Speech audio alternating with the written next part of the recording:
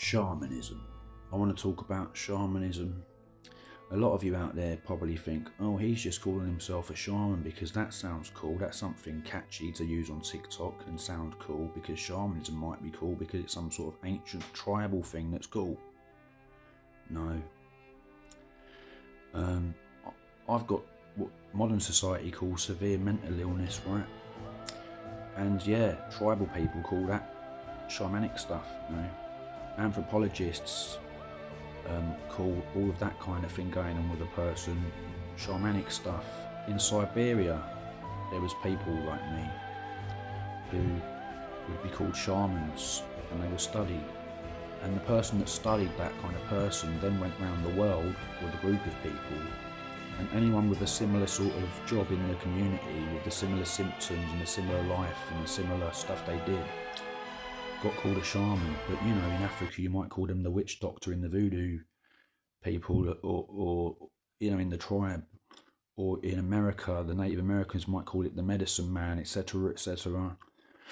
In the Western societies back in the day, they might have been known as like your magicians and your wizards, and it ain't a cool thing. It's just I'm rewording what the doctors have called schizophrenic type illness, right, with mood swings like schizoaffective disorder, or maybe schizoid personality disorder, or whatever you want to call it, whatever a psychiatrist would call it.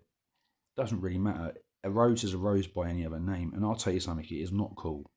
It's horrendous. It is an illness. If you become a shaman in an ancient tribe, the way they select you for initiation and trials to become a shaman is they notice you're ill, and they say you've got the shamanic sickness. And I've had it since I can remember. Now I've interpreted what's going on in my life in my own way. And I'll let you know this, right? Many shamans don't make it.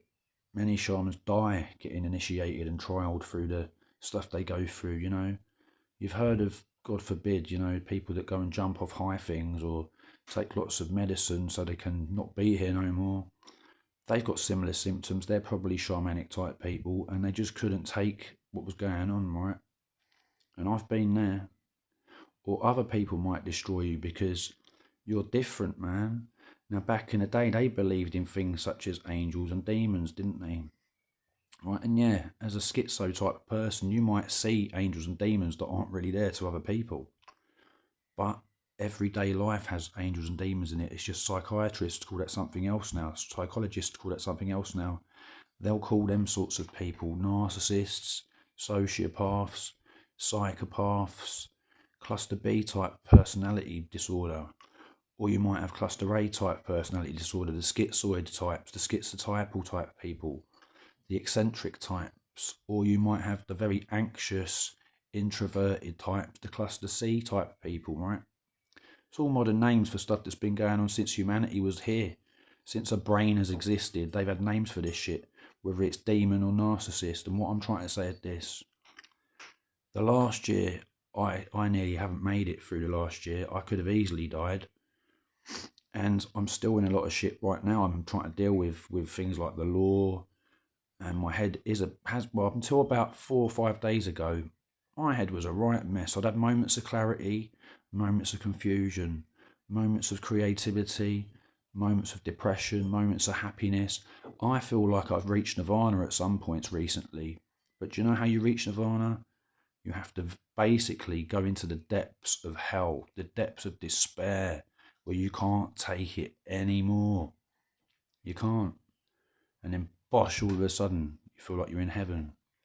That's because yin and yang, to experience one thing, you have to understand and experience the other. And that's what people don't realise about this stuff. So you do get a lot of people in the Western world saying they're shamans. And it's usually someone that's had a bit of a troubled life in some way, or maybe not even that. They just think, oh, I'm a bit stressed with my job in the city.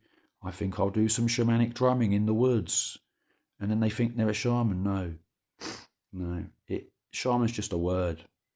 What it means is you're a person with extreme emotions, and you have a reality that's quite different to most people, in that you see things that aren't there and you hear things that aren't there, and you believe things differently to other people, and you suffer.